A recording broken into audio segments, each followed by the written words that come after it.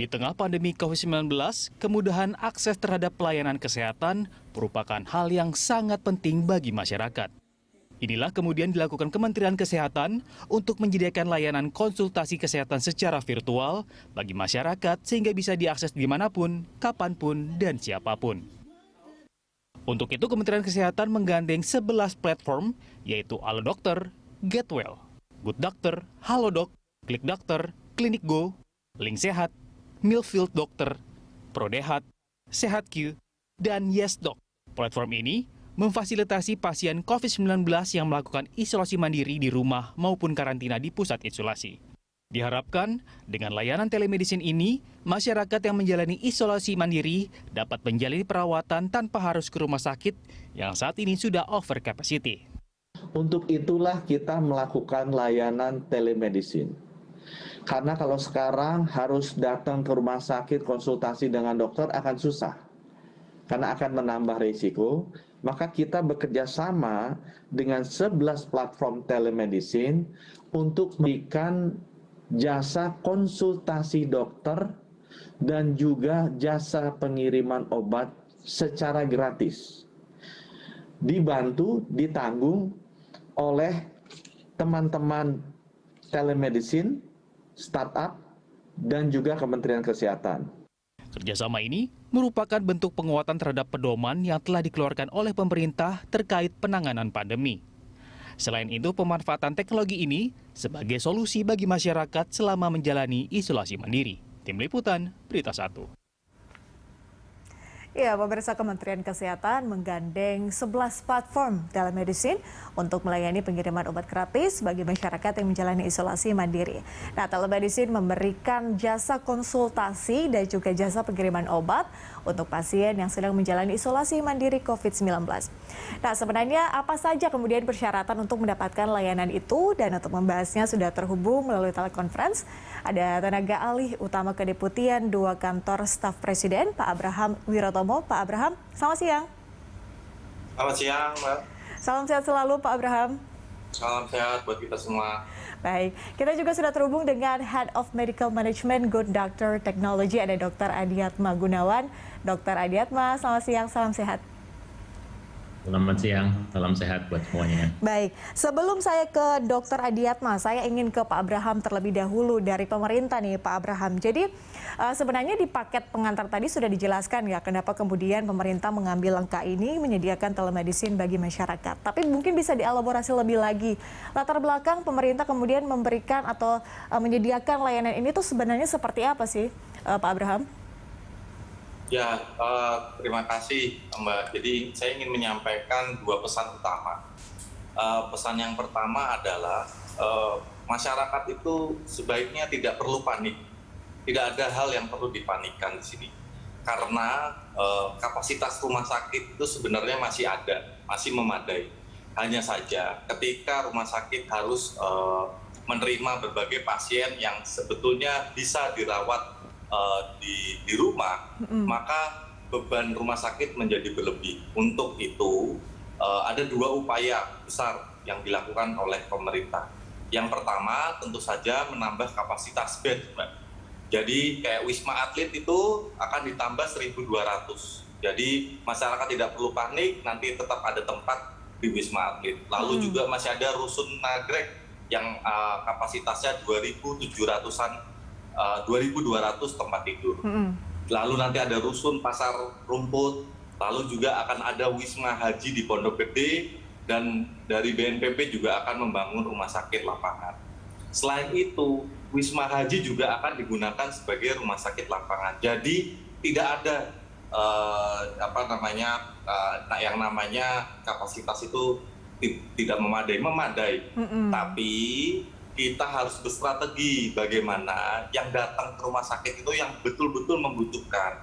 Karena untuk COVID ini, yang untuk gejala ringan atau bahkan tanpa gejala, sebenarnya jumlahnya sangat banyak. 80% itu sebenarnya tidak perlu harus sampai ke rumah sakit. Lalu strateginya bagaimana supaya yang tidak seharusnya ke rumah sakit bisa tetap dapat perawatan, yakni dengan telemedicine salah satunya. Dan telemedicine juga pemerintah berupaya memberikan pelayanan yang paling optimal kepada masyarakat dengan bekerja sama dengan 11 platform yang salah satunya ada dari Good Dokter di sini. Terima kasih banyak. Berarti Dari 11 platform, ya, gimana? Oke, Pak Abraham, telemedicine ini berarti efektif berlaku mulai kapan? Apakah sudah bisa langsung digunakan sekarang? Sudah. Oke, bisa. Artinya masyarakat apabila positif COVID-19 kemudian tidak memiliki gejala, mungkin akan lebih baik untuk menggunakan fitur telemedicine ini ya, Pak Abraham? Bahkan belum positif saja bisa berkonsultasi di situ. Jadi untuk bisa? menanyakan kepada pihak. Betul. Jadi itu upaya kita untuk memberikan informasi sebaik mungkin kepada masyarakat. Dengan informasi yang memadai, harapnya masyarakat jadi menyadari tidak perlu panik, Mbak. Nggak ada yang perlu dipanikkan sebenarnya. Justru kepanikan itu yang berbahaya sekarang. Lalu yang kedua, Mbak, yang jadi pesan saya yang kedua adalah tetap perlu ada partisipasi dan kerjasama dari masyarakat. Ya. Itu baru sisi hilir. Yang sisi hulu yang kita berusaha untuk tangani adalah mengurangi penambahan kasus. Kita ketahui dengan adanya PPKM darurat, mobilitas penduduk itu sudah berkurang. Kami berterima kasih kepada masyarakat yang patuh terhadap PPKM darurat. Jadi mobilitas sudah berkurang 21%. Namun ini belum cukup. Jadi partisipasinya kita mengharapkan lebih banyak lagi yang berpartisipasi. Karena tanpa partisipasi masyarakat kita tidak bisa menangani yang dari sisi. Pak Abraham, ini biar kita clear ya, artinya masyarakat walaupun tidak positif, tapi bisa berkonsultasi seperti itu ya Pak? Iya. Gratis. Gratis, oke. Saya ingin ke Dr. Adiatma. Dr. Adiatma, jadi tadi kan sebenarnya sudah dijelaskan oleh Pak Abraham latar belakang kenapa kemudian pemerintah menyediakan layanan ini. Nah, kalau dari Good Doctor Technology melihat bagaimana sebetulnya atau bagaimana respon dari Good Doctor Technology terkait dengan inisiatif dari pemerintah ini, kemudian bagaimana sih masyarakat untuk bisa menggunakan layanan inilah? Iya, jadi yang pertama kami tentu sangat mengapresiasi inisiatif daripada pemerintah. Kemarin kita ada press conference bersama Pak BGS, Pak Menkes, juga Pak Luhut meluncing program ini. Jadi memang ini satu inisiatif yang baik yang kami sebagai telemedicine platform dalam hal ini diwakili oleh Bu Dokter dan juga teman-teman yang lain. Ini salah satu upaya nyata yang kami lakukan untuk bisa membantu pemerintah dan juga membantu seluruh masyarakat Indonesia. Benar seperti yang Mas Abraham tadi sampaikan bahwa kita memang fokus untuk membantu situasi sekarang adalah tentang COVID-19, tapi sebetulnya kami sebagai telemedicine platform kami menyediakan layanan untuk telekonsultasi untuk semua macam keluhan gitu ya. Walaupun memang harus diakui dalam beberapa minggu terakhir lonjakan konsultasi tentang topik COVID-19 itu sangat tinggi sekali. Bahkan kalau boleh mengutip satu statistik angka, mungkin perkembangannya atau increase-nya sekitar lebih dari 600%, jadi 6 kali lipat. Jadi memang itu terjadi secara nyata di masyarakat. Dan sekali lagi memang sebagai telemedicine platform, kami rasa beberapa hal yang perlu kita tekankan. Nomor satu adalah seperti Mas Abraham tadi sampaikan, mungkin jangan panik.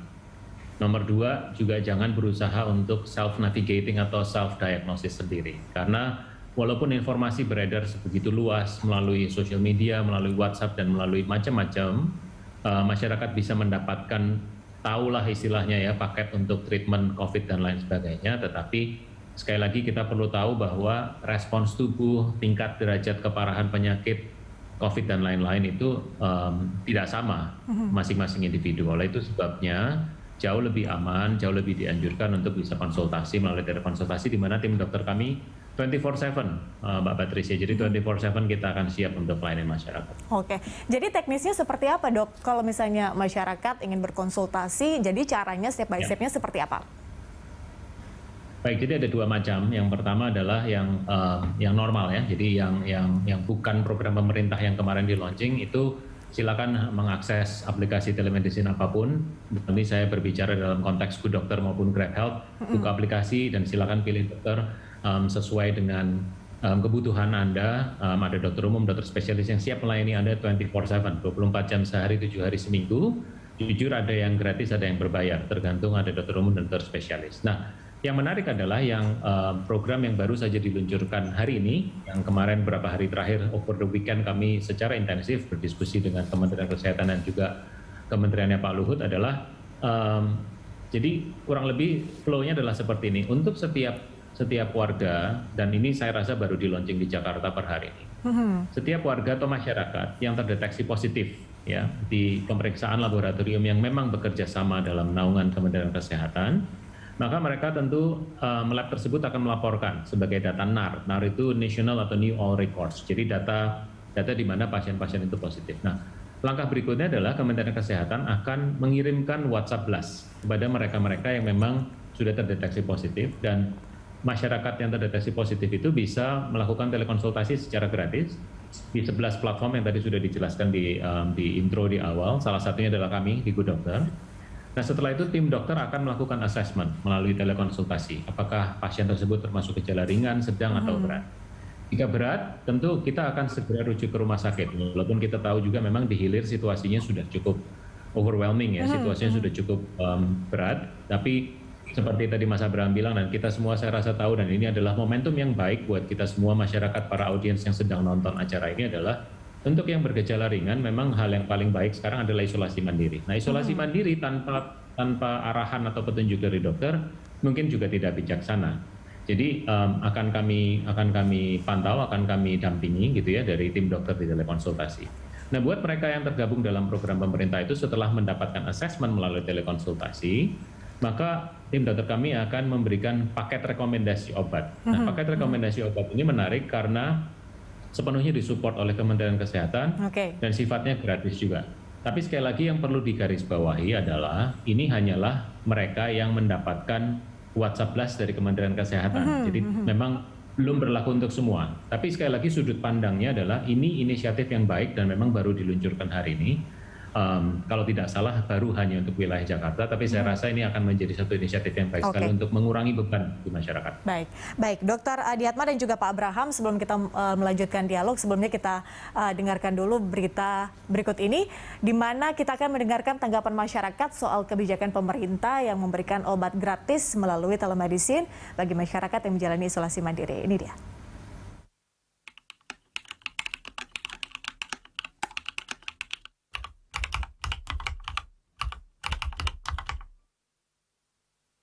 Saya mendukung, mengapresiasi kerjasama pemerintah dengan platform swasta ini, karena dengan demikian masyarakat itu bisa sangat terbantu ya dengan adanya pandemi itu, tidak harus mereka tuh berangkat ke rumah sakit gitu. Ini merupakan solusi yang tepat sekali karena dengan adanya pandemi yang saya lihat saat ini sudah melonjak tinggi, di rumah sakit di mana-mana itu sudah penuh, over capacity. Dengan adanya kebijakan pemerintah ini sangat bagus.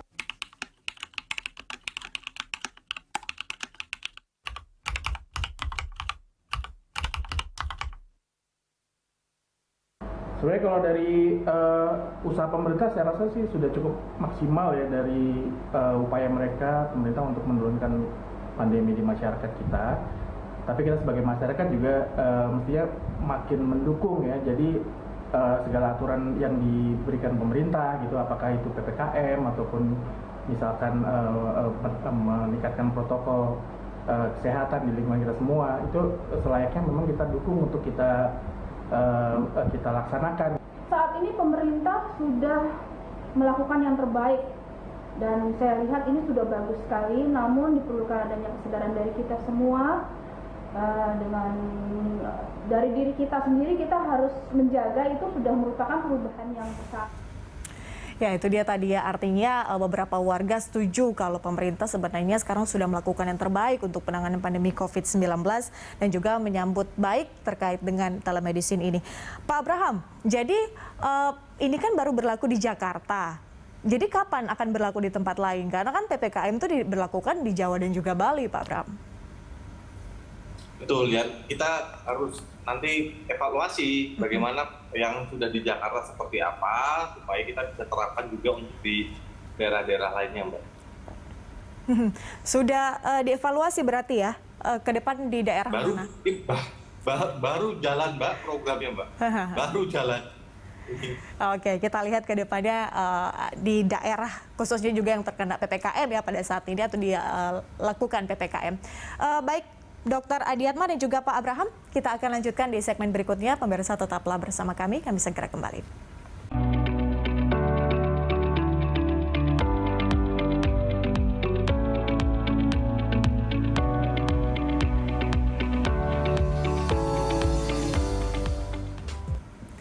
Nah, pemirsa, obat apa saja yang bisa didapat oleh warga Jakarta saat menjalani isolasi mandiri via telemedicine? Ada perbedaan obat antara orang tanpa gejala dan juga pasien dengan gejala ringan selama menjalani isolasi mandiri. Berikut datanya.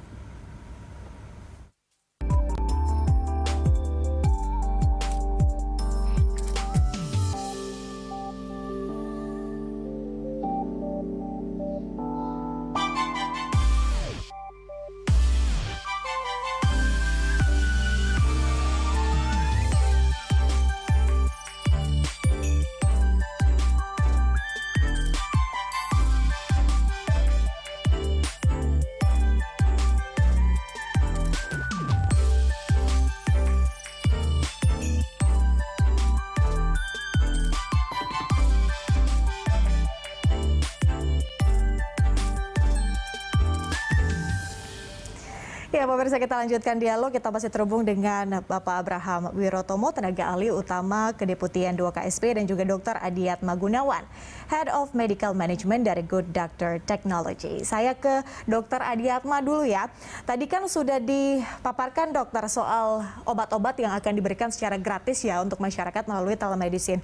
Tadi ada mungkin untuk orang tanpa gejala multivitamin sudah tahu ya bahwa itu untuk vitamin. Tapi untuk orang dengan gejala ringan ada azitromycin, kemudian juga oseltamivir. Ini sebenarnya obat-obat untuk apa sih, dokter? Mungkin bisa dijelaskan kepada pemirsa. Ya, saya akan jelaskan secara singkat saja. Jadi azitromycin itu antibiotik, oseltamivir itu antivirus, kira-kira gitu ya. Jadi memang itu adalah satu paket rangkaian obat-obatan yang memang sesuai dengan guideline yang ada dari Kementerian Kesehatan maupun organisasi profesi kedokteran. Tapi sekali lagi yang perlu kami garis bawahin adalah masyarakat pasti sudah tahu obat-obatan itu, cuman jangan melakukan self diagnosis ya, karena kondisinya beda-beda, gejalanya juga masing-masing, minimal ada yang ringan, sedang, berat. Jadi sangat dianjurkan untuk selalu berkonsultasi dengan dokter. Dan situasi seperti ini telekonsultasi akan membawa satu peran yang sangat penting untuk mengurangi beban di hilir di rumah sakit yang memang sudah sangat overwhelming. Nah, kalian konsultasilah dulu kepada kami, dokter-dokter di consultation platform, di telemedicine platform, untuk mendapatkan assessment yang nyata. Jadi kalau memang gejalanya ringan atau bahkan tanpa gejala, nanti akan dianjurkan untuk direkomendasikan obat-obatan yang sifatnya supporting seperti vitamin. Tapi kalau memang ada gejala ringan, maka akan diberikan paket yang satunya. Dokter, selain mengonsumsi multivitamin, kemudian juga obat-obatan ini, apa saja kemudian yang harus dilakukan oleh masyarakat apabila melakukan isolasi mandiri? Ya, yang pasti di dalam melakukan isolasi mandiri, yang penting adalah tetap jaga kesehatan ya, jaga kesehatan, kemudian ada pepatah bilang hati yang gembira adalah obat. Jadi saya tahu despite terlepas dari semua situasi yang memang tidak menguntungkan, tidak mengenakan, tapi berusaha untuk melakukan aktivitas di dalam situasi lokasi isolasi mandiri dengan sebaik mungkin. Lakukan aja aktivitas-aktivitas yang bisa menghibur Anda semua pada saat isolasi. Tapi yang jauh lebih penting adalah semua regimen pengobatan, petunjuk, nasihat daripada dokter tolong dijalankan sebaik mungkin sesuai dengan apa yang dokter sudah sampaikan dan rekomendasikan. Lalu patuhi benar-benar apa yang dianjurkan. Jadi mereka yang sedang dalam isolasi jangan sampai bandel, jangan keluar-keluar, jangan punya kontak dengan orang yang luar. Jadi please bertahan selama mungkin 10-14 hari atau sampai dinyatakan tesnya kemudian akan hasilnya negatif, baru akan bisa keluar dari isolasi. Oke, saya kembali ke Pak Abraham. Pak Abraham, tadi kan saya juga sudah sempat menanyakan ya kalau telemedicine ini kapan akan disediakan di luar Jakarta. Nah, kan ini belum disediakan juga, belum available ya untuk daerah-daerah lainnya. Jadi apa yang kemudian bisa dilakukan oleh masyarakat di luar Jakarta apabila melakukan isolasi mandiri? Mungkin ada platform lain yang disediakan atau seperti apa? Ya, emang arahnya akan semakin luas tentu saja. Tapi kan kita harus memulai dulu. Selanjutnya untuk yang belum ada cakupan yang terjangkau oleh platform telemedicine, salah satu yang menjadi ujung tombak itu puskesmas. Sama juga nanti pengobatan ataupun itu juga gratis, tapi jangan mentang-mentang gratis terus mengacukan protokol kesehatan nih. Kasihan dokter Adi nih. Woi, dokternya gratis, obatnya gratis, terus malah buka masker, kumpul-kumpul, nggak boleh. Itu harus nanti akan tegas, ada sanksinya jika melanggar protokol kesehatan. Jadi partisipasi masyarakat itu sangat penting, kedisiplinan kita semua itu menjadi sangat penting. Yang hulu itu, Mbak, betul-betul kita sangat serius sekali mengharapkan kerjasama dan partisipasi dari kita semua. Oke, Pak Abraham, kalau di Jakarta kan ada Wisma Atlet, kemudian juga Rusunagrak, ada banyak tempat isolasi lah untuk masyarakat. Kalau di luar Jakarta seperti apa? Masih bisakah kita katakan bahwa masih memadai? Masih, malah justru kalau kita lihat bornya itu di daerah luar Jakarta justru lebih rendah daripada di Jakarta. Jadi kita membayangkan karena Jakarta adalah salah satu area yang paling padat penduduk, oleh karena itu penyebaran virus ini sedemikian luar biasa. Jadi kenapa kok fokus kita pasti ada di Jakarta, tapi di daerah lain ada provinsi yang bornya itu masih di bawah 50%. Saya rasa datanya sangat terbuka ya. Kalau soal PPKM, Pak Abraham singgung sedikit ya soal PPKM, ini kira-kira sudah dievaluasi apakah akan dilanjutkan atau seperti apa?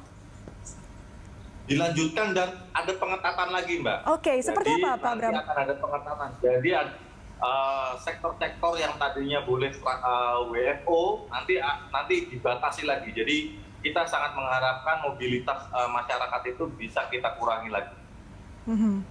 Oke, Pak Abraham, berbicara soal isolasi mandiri, masyarakat kan juga banyak yang kemudian positif begitu COVID-19, kemudian tidak memiliki channel lah misalnya untuk ke puskesmas atau mungkin menggunakan ini yang telemedicine ini. Seperti apa himbauan dari pemerintah agar kemudian masyarakat pada saat melakukan isolasi paling tidak menularkan ke yang lain yang berada di satu rumah misalnya dengan yang positif?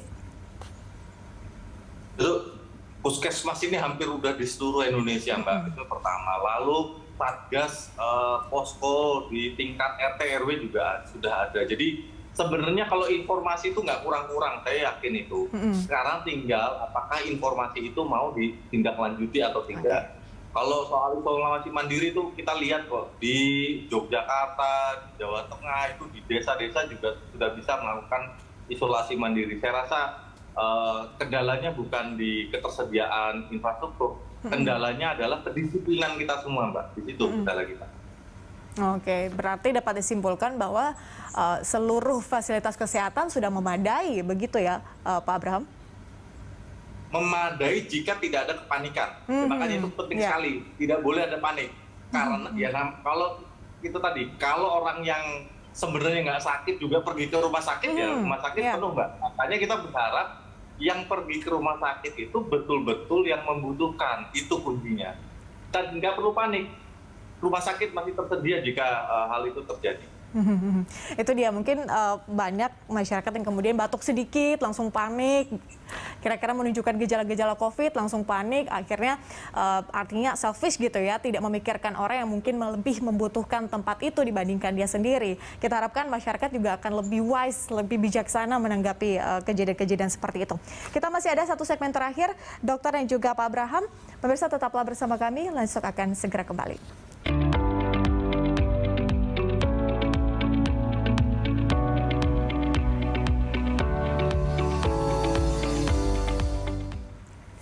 Ya, pemirsa, kita lanjutkan dialog. Kita sudah ada di segmen terakhir, dialog Lunch Talk pada siang hari ini. Dr. Adi Atma dan juga Pak Abraham, di segmen terakhir ini, adakah yang mungkin ingin disampaikan kepada masyarakat terkait dengan telemedicine ini, atau mungkin himbauan-himbauan bagi masyarakat apabila melakukan isolasi mandiri di rumah, dan merangkum seluruh rangkaian dialog kita pada siang hari? Saya persilakan dulu kepada Pak Abraham. Silakan, Pak. Baik. Saya sekali lagi ingin mengingatkan kepada masyarakat bahwa 80% lebih masyarakat itu sebenarnya tidak perlu sampai ke rumah sakit. Itu yang pertama. Sehingga nggak perlu panik. Terus caranya supaya tidak panik, kita melakukan 2 hal yang besar. Pertama, kita pastikan kapasitas bed rumah sakit itu memadai dengan terus kita tambah bednya.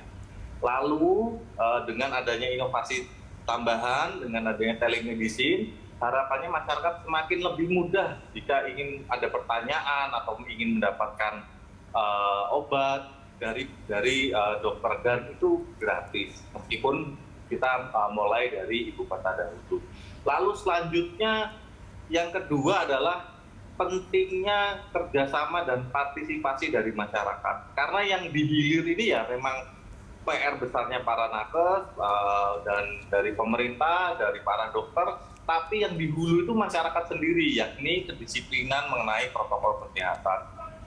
Kalau kita ingat ya, di awal Januari itu situasi ini juga pernah terjadi.